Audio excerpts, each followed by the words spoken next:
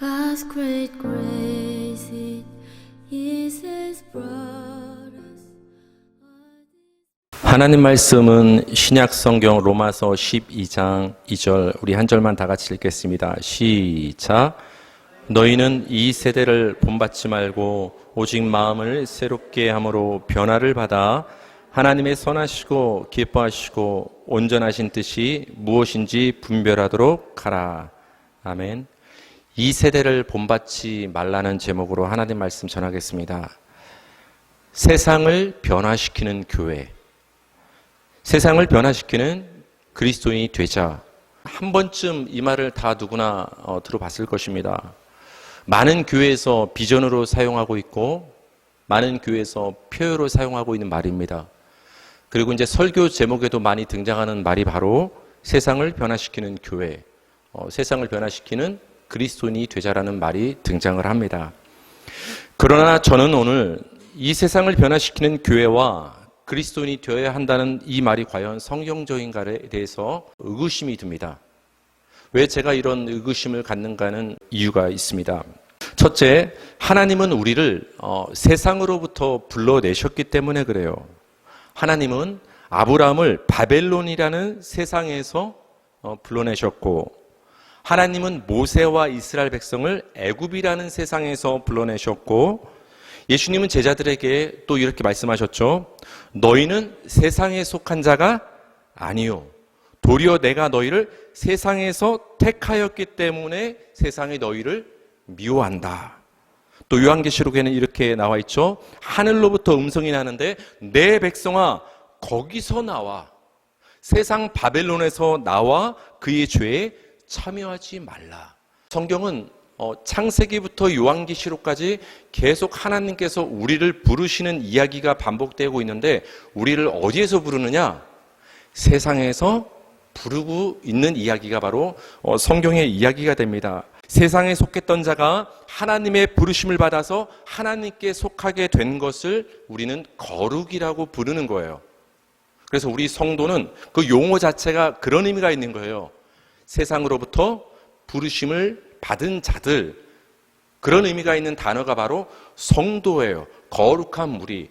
세상에 속했던 자가 거룩한 하나님의 부르심을 받아서 더 이상 세상에 속하는 것이 아니라 이제는 하나님께 속한 자가 되었다. 그것을 성경에선 거룩인 거예요. 그러니까 여러분, 우리 성도의 거룩, 그리스도인의 거룩은 우리가 쟁취하는 것이 아니라 하나님으로부터 주어지는 정체성이 거룩인 거예요. 이거는 굉장히 중요한 문제예요. 우리가 거룩을 오해하면 기독교를 윤리 도덕적인 종교로 굉장히 전락시켜버려요.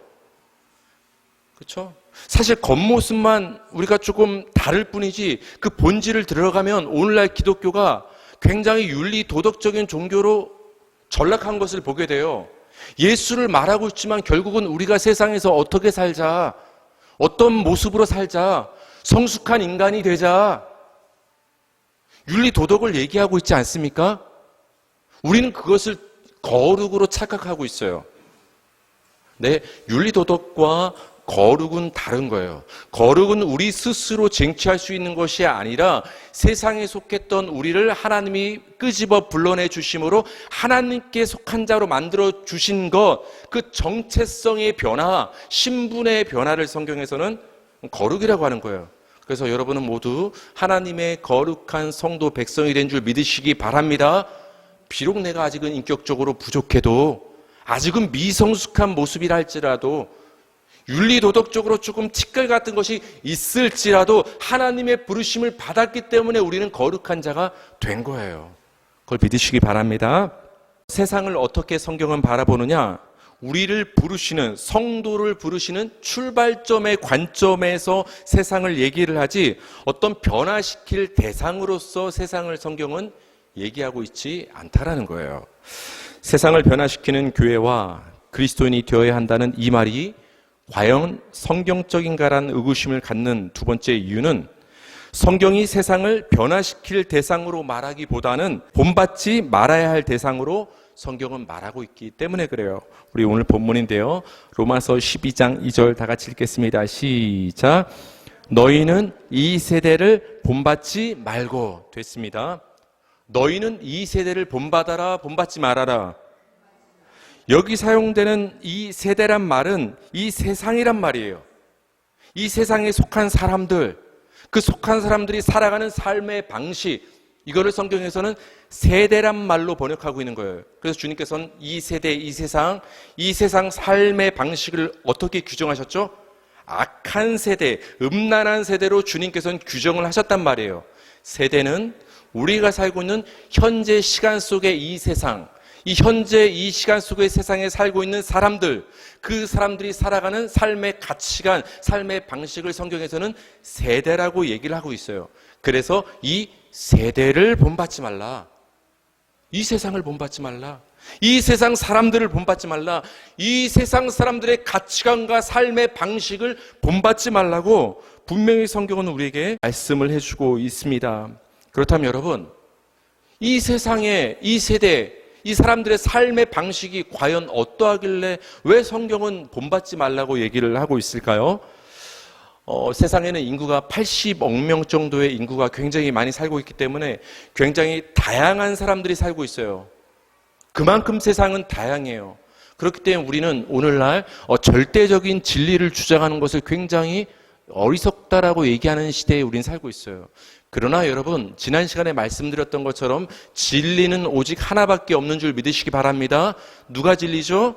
내가 곧 그 진리라고 말씀하신 예수님만이 진리인 거예요. 그래서 우리는 그 예수님만을 배타적으로 전해야 되는 거예요. 근데 지금 세상은 어떤 세상이냐? 진리는 하나가 아니다. 상대적이다. 왜? 사람이 그만큼 많으니까 네 생각만 옳은 게 아니라 내 생각도 옳다. 그러니까 내가 말하는 것도 진리고 네가 말하는 것도 진리가 될 수 있다. 인구수만큼 진리가 많을 수 있다. 그만큼 삶의 방식과 가치관은 다양할 수 있다고 주장하고 믿고 있는 시대가 바로 우리가 살고 있는 이 시대가 됩니다.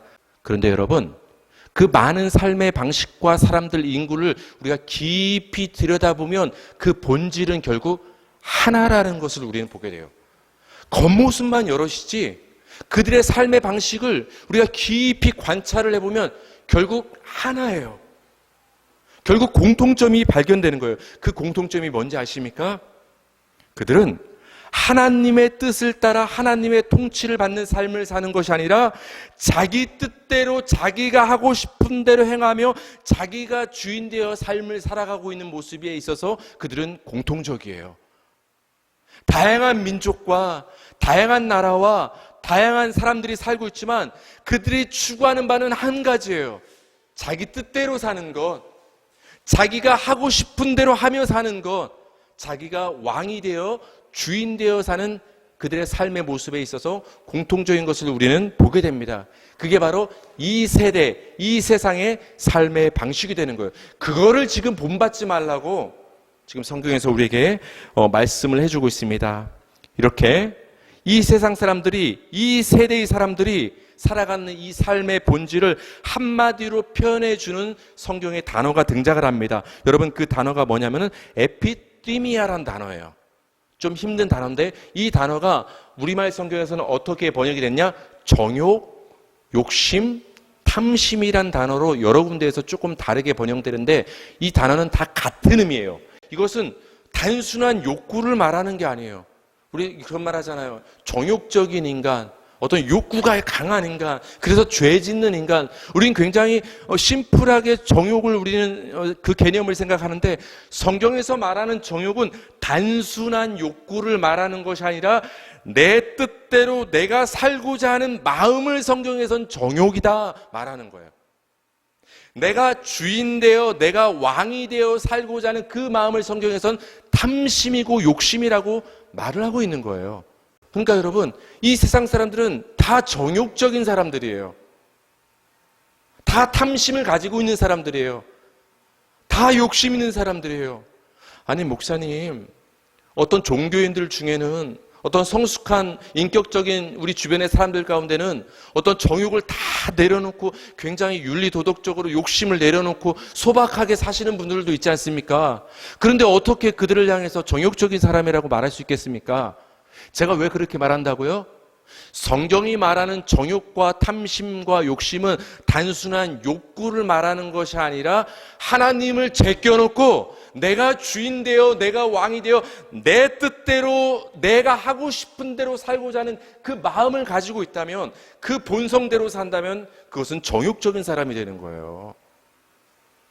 그래서 여러분, 하나님 없이 사는 사람들은 아무리 인격적으로 성숙한 사람이라 할지라도 하나님 보시기에 탐심 있는 사람, 정욕적인 사람이 되는 거예요. 이 성경이 말하는 정욕과 탐심과 욕심의 의미를 알 필요가 있어요. 왜? 이 단어는 바로 우리가 살고 있는, 속해 살고 있는 지금 이 세상, 이 세대의 사람들의 그 본성을 한마디로 정해주는 단어가 바로 이 정욕이기 때문에 그래요. 그 정욕의 모습대로 본받지 말고 그렇게 살지 말라고 성경은 우리에게 얘기를 해줍니다. 그 정욕이란 단어가 사용된 성경 몇 구절을 우리가 살펴보겠습니다. 에베소서 2장 2절에서 3절 다 같이 시작. 그때 너희는 그 가운데서 행하여 이 세상 풍조를 따르고 공중의 권세 잡은 자를 따랐으니 곧 지금 불순종의 아들들 가운데서 역사하는 영이라. 전에는 우리도 다 그 가운데서 우리 육체의 욕심을 따라 지내며 육체와 마음에 원하는 것을 하여. 여러분, 제가 지금까지 설명했던 인간의 본성, 지금 이 세대를, 현 세대를 살고 있는 세상 사람들의 삶의 방식의 본질이 정욕이라고 했는데 그 단어가 여기에 잘 설명이 돼 있죠. 이 세상 풍조를 따라 사람들이 다 살고 있어요. 그런데 우리는 이걸 본받지 말라는 거예요. 그렇다면 이 세상 풍조는 어떤 삶이냐? 불순종하는 삶. 그냥 살아가는 삶 자체가 불순종이에요. 왜 그래요? 자기 뜻대로 사니까. 하나님의 뜻을 무시하고 멸시하고 자기 뜻대로 사니까 그 자체가 하나님 보시기에는 불순종의 삶을 살고 있는 거예요. 육체의 욕심을 따라, 여기 욕심으로 번역된 단어가 바로 탐심, 정욕이란 단어예요. 육체의 욕심을 따라 지내며 육체와 마음이 원하는 것을 하며 살고 있다, 사람들이. 이게 세상 풍조다. 성경에서 우리에게 얘기를 해주고 있죠. 우리 베드로후서 2장 10절 다 같이 시작. 특별히 육체를 따라 더러운 정욕 가운데서 행하며 주관하는 일을 멸시하는 자들에게는 더러운 정욕 가운데 행한다. 더러운 정욕은 뭐냐? 자기 뜻대로 하고 싶은 대로 사는 게 더러운 정욕이에요. 하나님이 왕이신데 자기가 왕 노릇하려고 하는 게 더러운 정욕이에요. 하나님이 내 삶의 주인이신데 그 하나님의 뜻에 순종하는 삶을 사는 것이 아니라 내가 하고 싶은 대로 가고 내가 하고 싶은 대로 멈추는 삶을 사는 것, 그것이 육체를 따라 더러운 정욕 가운데 행하는 삶이 되는 것입니다. 야고보서 1장 15절 우리가 너무 잘 알고 있는 구절인데요. 다 같이 읽어볼게요. 시작. 욕심이 잉태한 즉 죄를 낳고 죄가 장성한 즉 사망을 낳느니라. 우리는 보통 이 구절을 이렇게 또 이해를 합니다. 사람이 그 안에 욕심이 너무 커지면 그게 죄가 된다. 적당하면 괜찮은데 너무 커지면 죄가 되고 결국은 그 죄값을 받게 된다. 사망으로 규정을 하고 있죠. 그래서 욕심과 죄와 사망이 지금 연결고리가 되고 있죠. 그런데 여러분, 여기 욕심이 잉태한 즉 죄를 낳는다고 할 때 이 욕심은 단순한 어떤 뭘 갖고 싶은 소유욕을 말하는 게 아니에요. 여러분, 욕심 없는 분 있어요? 점심 되면 밥 먹고 싶어요? 안 먹고 싶어요? 식욕. 밤 되면 자고 싶어요? 안 자고 싶어요? 수면욕. 다른 사람들한테 싫은 소리 듣고 싶어요? 좋은 소리 듣고 싶어요? 명예욕. 다 욕심이 있어요. 근데 저는 그 욕심이 다 나쁘다고 말하고 싶지 않아요. 항상 드리는 말씀이지만 사람이 욕심도 있어야 뭔가 성취를 하고 또 열심을 내는 거 아닙니까? 욕심이 없으면 굉장히 무기력해요. 근데 어디까지가 적당한 욕심이에요, 도대체? 그러니까 이렇게 윤리 도덕적으로 이런 욕심이란 단어를 보면은 규정하기가 힘들어요. 어떤 사람한테는 이것도 욕심이에요. 어떤 사람한테는 이 정도가 욕심이에요. 주일날 어떤 성도님이 명품 샤넬 핸드백 한 300만 원짜리 메고 왔어. 축복해 주시기 바랍니다. 너무 저렇게 성도가 비싼 걸 메고 왔네. 그러지 마세요. 저는 그게 더 나쁘다고 생각을 해요. 30만 원 백도 비싸다고 생각하는 사람한테 300만 원 백은 굉장히 기겁할 일인 거예요. 근데 500만 원 백도 멜 수 있다고 생각하는 사람한테 300만 원은 뭐 그냥 적당한 거 메고 왔네. 뭐 이렇게 얘기할 수 있는 거예요. 그러니까 사람의 욕심을 윤리 도덕적인 관점에서 잣대를 들이키면은 기준이 없어요. 여기서 말하는 욕심은 그저 우리의 소유욕을 다스리는 관점에서 그 욕심이 많아지면, 정도가 심해지면 그게 죄가 된다, 그런 얘기를 하는 게 아니라, 우리 사람에게는 본능적으로 욕심, 정욕, 탐심이 우리에겐 다 있다라는 거예요. 그게 죄다라고 지금 얘기하고 있는 거예요. 그 욕심이 커지면 하나님 보시기에 죄야, 욕심을 절제해, 그런 관점에서 얘기하는 게 아니라, 너희들 인간들에게는 다 욕심, 정욕, 탐심이 다 있다. 네 뜻대로 살고자 하는 마음, 하고 싶은 대로 살고자 하는 마음, 하나님 제껴두고 네가 왕이 되고 주인 되고 인정받고 싶은 그 마음이 너희들 인간들 가운데는 다 있다. 근데 그게 죄다 얘기하시는 거예요. 지금 그게 죄다. 그 죄의 결국은 뭐다? 사망이다를 지금 말씀을 해주고 있는 것입니다. 여러분, 이처럼 이 세대, 이 세상은 자기 뜻대로 행하고자 하는 정욕에 사로잡혀서 자기가 주인 되어 왕이 되어 살아가는데, 이러한 삶 자체가 하나님 보시기에 불순종의 삶이 되는 것입니다. 그렇기 때문에 자기 정욕에 사로잡혀 사는 이 세대, 이 세상은 우리가 변화시켜야 될 그 대상이 아니라 우리가 본받지 말아야 할 대상이 되는 거예요. 한번 따라 하실까요? 이 세상은 변화시킬 대상이 아니라 본받지 말아야 할 대상이다. 거기까지만 하세요. 거기까지만. 물론 성경에서는 변화를 얘기하고 있습니다. 성경이 변화를 무시하는 것은 아닙니다. 그러나 그 변화의 대상이 누구인지를, 무엇을, 누구를 변화시키는 것을 성경이 얘기하고 있는지를 바로 아는 것이 중요하겠죠. 로마서 12장 2절 오늘 본문인데요. 밑줄 친 부분에 주의해서 다시 한번 읽어볼게요. 시작. 너희는 이 세대를 본받지 말고 오직 마음을 새롭게 함으로 변화를 받아. 됐습니다. 너희는 이 세상 나가서 이 세대를 변화시켜라 말씀하고 있나요? 뭐라고 말합니까? 너희는 이 세대를 본받지 말고 오직 마음을 새롭게 함으로 변화를 받아라. 지금 누가 변화를 받는 거예요? 너희는 마음을 새롭게 함으로 변화를 받아라. 그러니까 변화시킬 대상, 변화의 대상은 세상이에요, 나예요. 너나 변화받아라. 우리 자신이 변화의 대상임을 성경은 정확히 얘기를 하고 있는 거예요. 근데 여기에는 눈 감고 우리 그리스도인이라면 세상에서 작은 예수로 살면서 모범이 되는 삶을 살면서 세상을 빛내는, 변화시키는 그리스도인이 됩시다. 그렇게 거창하게 말하지 마세요, 여러분. 여러분이 변해야 될 대상이 되는 거예요. 우리가 변해야 되는 거예요.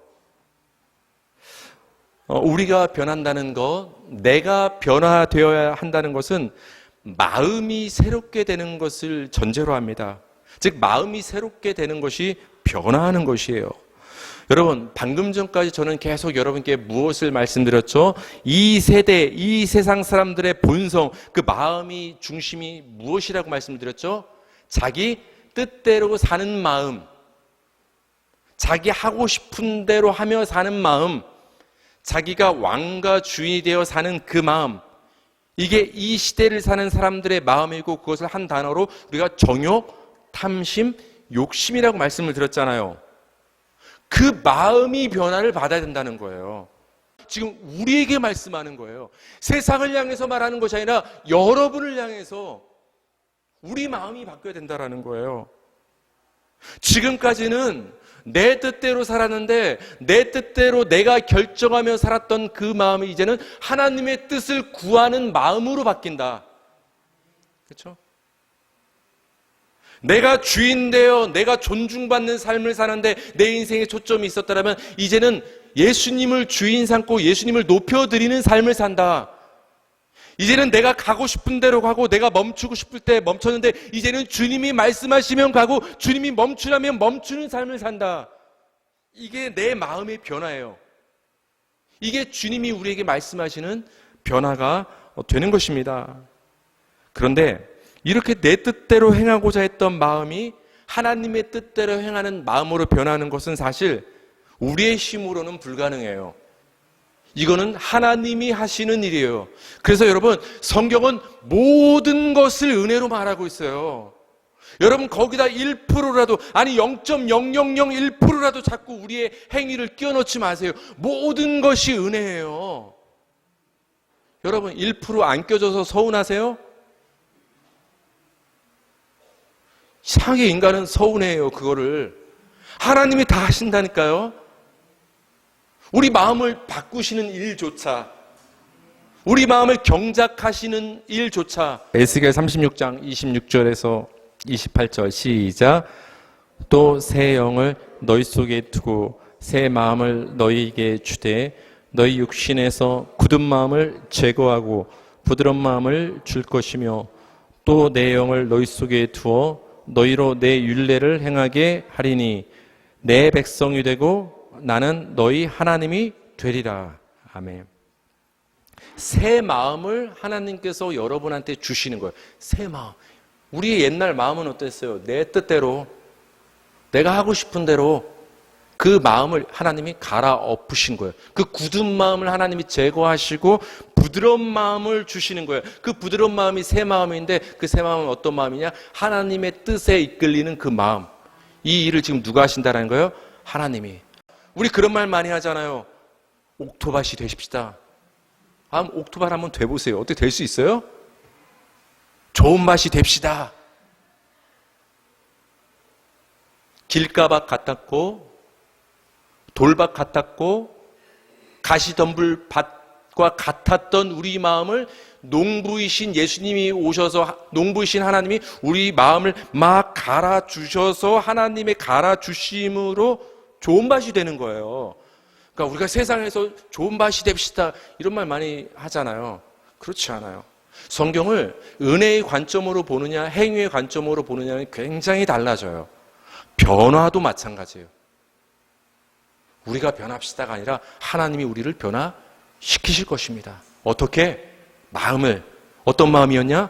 내 뜻대로 살고자 했던 마음을 하나님의 뜻에 이끌리는 삶으로 바꿔주신다는 거예요. 그래서 예수님께서 베드로에게 뭐라고 말씀하셨죠? 네가 젊어서는 스스로 허리띠를 메고 네가 목적지를 정하고 네가 가고 싶은 대로 걸어갔지만 늙어서는 네가 두 팔을 벌리게 될 것이다. 그럼 다른 사람이 너에게 띠를 띄우고 너를 강아지 끌고 가듯이, 그건 좀 이상하지만 이렇게 끌고 갈 것이다. 너는 일로 가고 싶은데 이쪽으로 끌려갈 것이다. 너는 오른쪽 가고 싶은데 좌측으로 끌려갈 것이다. 너는 멈추고 싶은데 앞으로 가게 될 것이다. 너는 가고 싶은데 멈추게 될 것이다. 예수님이 베드로에게 그렇게 말씀하신 거예요. 띠 띄우는 삶. 그게 변화예요. 하나님이 우리의 이 땅을 사는 이 세대 안에서 살고 있는 우리 성도의 삶을 일평생 이렇게 인도하시는 거예요. 이렇게 하나님이 새 마음을 주심으로 변화를 받은 우리 그리스도인의 정체성과 모습에 대해서 성경은 이렇게 얘기하고 있어요. 우리 에베소서 4장 22절 다 같이 시작.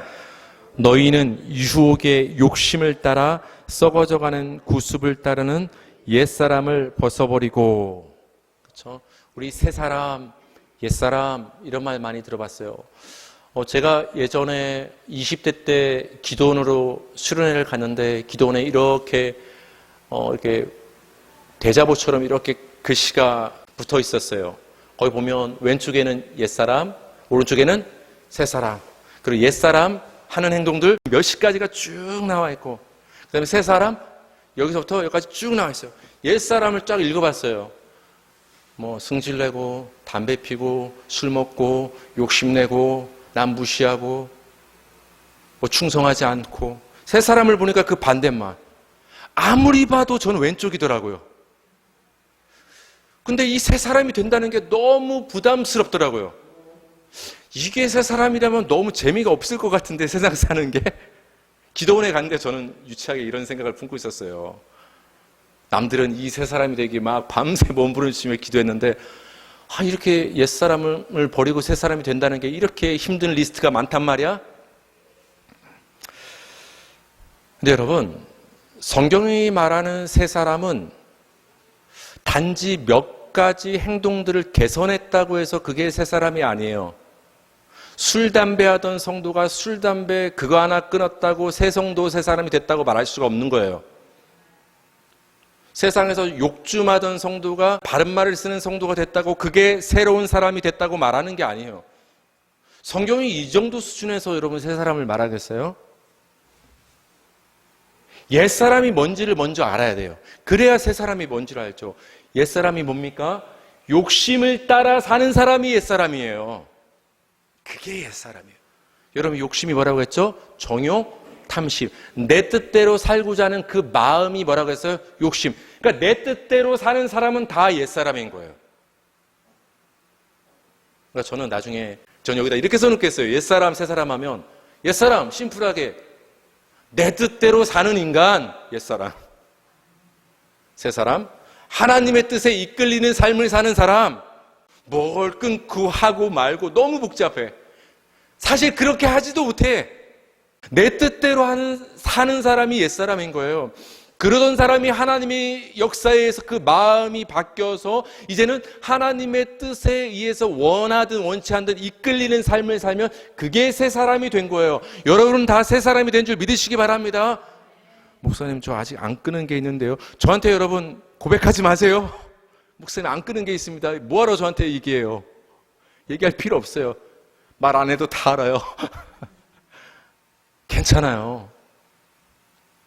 괜찮아요. 하나님이 여러분을 새 사람으로 만들어 가시는 거예요. 끌고 가시는 거예요.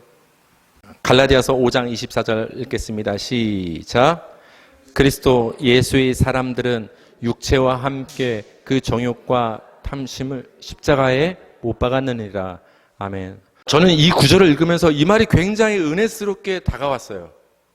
그리스도 예수의 사람들은 뭐 성도들, 교회 다니는 사람들, 그리스도인들 이런 말 우리 많이 썼잖아요. 우리에 대해서, 우리의 정체성에 대해서. 근데 여기 있는 표현이 굉장히 사랑스럽고 너무 은혜가 돼요. 그리스도 예수의 사람들은 우리 옆 사람한테 한번 고백해 볼까요? 당신은 그리스도 예수의 사람입니다.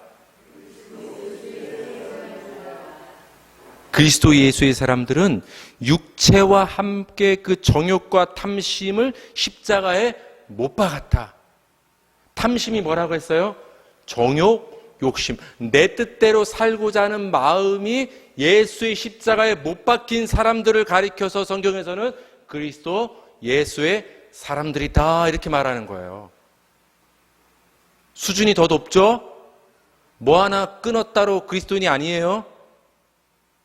내 뜻대로 살던 그 마음이 십자가에 못 박혀버린 자가 그리스도 예수의 사람들, 우리의 정체성이 되는 거예요. 여러분 십자가에 못 박히면 우리는 죽는 거예요. 그럼 누구만 남는 거예요? 그 자리에 예수만 남는 거예요. 그래서 성도는 우리는 죽고 예수만 남는 자가 성도인 거예요. 그것을 새 사람이라고 하고 성경 다른 곳에서는 예수 그리스도로 옷 입었다 이렇게 얘기를 하는 거예요. 그래서 성도의 예복은 예수가 되는 거예요. 여러분이 나중에 하나님 나라에 갈 때 천국 출입구에서 한 명 한 명 줄 서서 들어갈 때 그렇게 들어간다는 얘기 하는 거 아니에요. 또 그렇게 오해하시면 안 돼요. 한 명 한 명 줄 서서 이렇게 들어갈 때 옷을 입었냐 안 입었냐 검사하실 거예요. 예복이 준비된 자만 천국에 들어갑니다. 근데 그 예복은 여러분이 준비하는 행위의 예복이 아니라 이 세상에서 무엇을 했느냐 그 행위의 예복을 보고서 하나님이 통과시켜 주시는 것이 아니라 예수로 옷 입힌 자만 들어가는 거예요. 탐심을 못 박은 자만. 예수만 하나님이 통과시켜 준다니까요.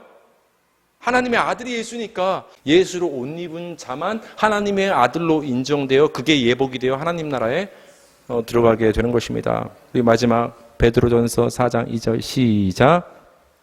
그 후로는 다시 사람의 정욕을 따르지 않고 하나님의 뜻을 따라 육체의 남은 때를 살게 하려 함이라. 너무나 명쾌하게 여기 대조를 시켜놨죠.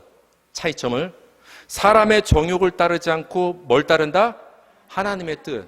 제가 아까 계속 정욕과 탐심과 욕심이 어떤 의미라고 했어요? 내 뜻대로 사는 것. 근데 사람의 정욕을 따르지 않고 하나님의 뜻을 따라 산다. 이게 성도라고 지금 얘기를 하고 있는 거예요. 그러니까 정욕과 하나님의 뜻은 서로 대립되는 거예요. 정욕대로 사는 사람을 육체를 따라 산다라고 하는 거예요. 하나님의 뜻대로 이끌리는 삶을 사는 것을 성령을 따라 산다라고 하는 거예요. 육체를 따라 산다, 성령을 따라 산다. 이게 굉장히 다른 의미가 있는 게 아니에요. 내 뜻대로 내 마음대로 살면 그게 육체를 따라 사는 삶이 되는 것이고, 하나님의 뜻에 이끌리는 삶을 살면, 성령에 이끌리는 삶을 살면 그것이 성령을 따라 사는 삶이 되는 것입니다. 주님이 말씀하시면 나아가면 되는 것이고, 주님이 멈추라 하면 멈추면 되는 거예요. 이게 우리 성도의 삶이 되는 것입니다. 세상은 변화시킬 대상이 아니라 본받지 말아야 할 대상입니다. 정말로 변해야 하는 것은 이 세상 가운데 사는 우리 자신이 되는 것입니다. 하나님은 육체를 따라 내 뜻대로 살던 우리를 성령을 따라 하나님의 뜻대로 사는 성도로 변화시켜 주셨습니다. 우리는 오직 예수로 사는 그리스도 예수의 사람들이 되었습니다.